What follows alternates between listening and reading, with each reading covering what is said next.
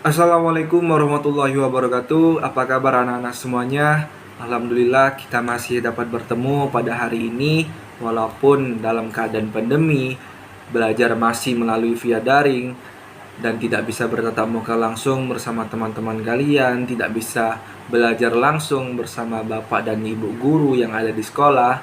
Namun Bapak harap tidak mengurangi rasa semangat kalian untuk menuntut ilmu di sekolah ini. Sebelum kita memulai pelajaran kita pada hari ini, marilah kita bersama-sama melafazkan basmalah. Bismillahirrahmanirrahim. Nah, sekarang kalian buka buku Bahasa Indonesia halaman 26. Nah, di situ kita akan mempelajari materi tentang membaca intensif. Jadi, pembahasan pertama yang akan kita bahas pada materi kali ini adalah pengertian membaca intensif. Apa sih membaca intensif itu? Membaca intensif itu adalah sebuah kegiatan membaca yang dilakukan secara cermat dan teliti terhadap teks yang dibaca. Jadi, dengan membaca intensif ini, kita dapat memahami isi dari teks, naskah, atau buku yang sudah kita baca. Kemudian, membaca intensif ini diterapkan dalam upaya mencari informasi secara detail atau diterapkan pada pencarian informasi sebagai bahan diskusi. Jadi, dengan adanya membaca intensif ini, kita dapat memilih bahan diskusi apa yang akan kita diskusikan bersama teman-teman kita. Adapun manfaat membaca intensif antara lain, pembaca menguasai isi teks secara rinci. Jadi jika kalian membaca intensif, kalian dapat menguasai seluruh teks atau buku yang sudah kalian baca. Kemudian, pembaca mengetahui latar belakang ditulisnya teks tersebut. Nah, jika kalian membaca intensif, kalian dapat mengetahui maksud dan tujuan latar belakang ditulisnya buku atau teks yang kalian baca. Kemudian, pembaca dapat mempunyai daya ingat yang lebih lama yang berhubungan dengan isi teks. Nah, jika kalian membaca secara intensif, maka kalian akan mempunyai daya ingat yang lebih lama dari isi teks atau buku yang sudah kalian baca, karena kalian membacanya secara intensif, memahami secara rinci apa yang kalian baca. Selain mempunyai manfaat, membaca intensif ini juga mempunyai tujuan, terutama bagi siswa-siswi.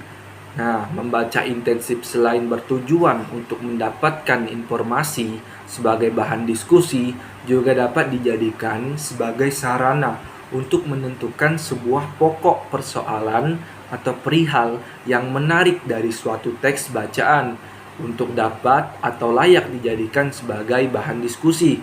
Nah, jadi dengan kalian membaca intensif, tujuannya itu agar kalian, jikalau kalian ingin berdiskusi bersama teman-teman kalian, berdiskusi kelompok, jadi kalian itu dapat memilih sebuah pokok persoalan apa yang akan kalian diskusikan bersama teman-teman kalian yang ada di kelas.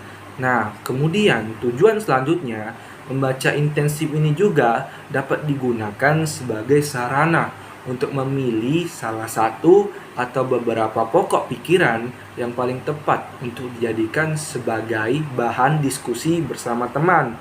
Nah, dengan ini, membaca intensif bertujuan agar kalian dapat memilih salah satu atau beberapa pokok pikiran yang paling tepat agar kalian tidak salah dalam memilih pokok pikiran untuk berdiskusi bersama teman-teman kalian.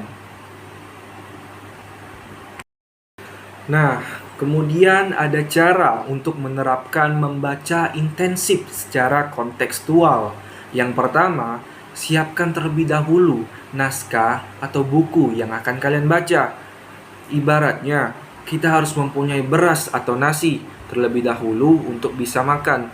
Nah, sama halnya dengan membaca intensif. Kalian harus mempunyai buku atau naskah sebagai bahan untuk kalian baca.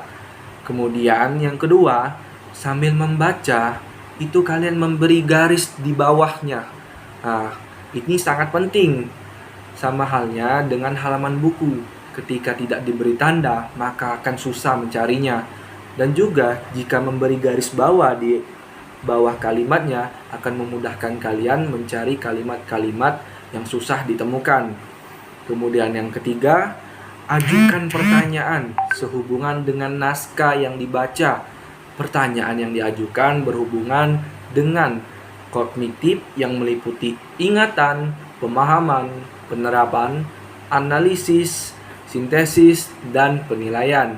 Jadi, dengan kalian mengajukan pertanyaan yang berhubungan dengan teks atau buku yang kalian baca, dengan itu kalian dapat selalu mengingat apa isi dari teks, naskah, atau buku yang sudah kalian baca. Yang keempat, perbanyaklah tugas membuat rangkuman menggunakan bahasa kalian sendiri. Dengan itu, kalian akan diuji bagaimana cara kalian merangkum atau menyimpulkan sebuah teks dan buku yang sudah kalian membaca secara intensif untuk membuktikan hasil membaca intensif kalian yang sudah kalian pahami. Nah, yang kelima, cara menyimpulkan teks. Pertama, membaca teks secara keseluruhan 1 atau 2 kali membaca. Sama halnya jika kita berkeliling kota, butuh beberapa kali untuk dapat mengingat jalan yang kita lewati. Kemudian yang kedua, menghubungkan ide pokok paragraf satu dengan paragraf yang lainnya. Nah, diibaratkan sama halnya dengan ketika kita saling bekerja sama dalam mengerjakan pekerjaan kelompok secara bersama-sama. Kemudian, untuk menyimpulkan teks, itu membaca ulang teks untuk menguji kesimpulan sementara. Jadi kalian baca berulang-ulang kali untuk kalian dapat menyimpulkan hasil sementara dari simpulan kalian itu.